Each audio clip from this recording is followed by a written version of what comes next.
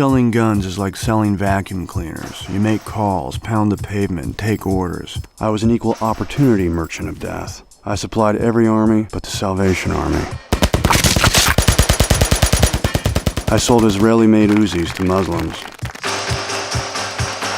The best things in life are free.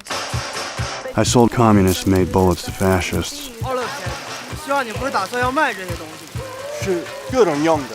个人用。这里有10万发子弹，我比较喜欢打枪。喜欢打枪。 That's what I want.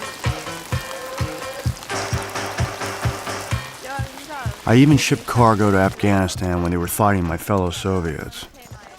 I never sold to Osama bin Laden. Not on any moral grounds. Back then, he was always bouncing checks. By the mid-'80s, my weapons were represented in 8 of the world's top 10 war zones.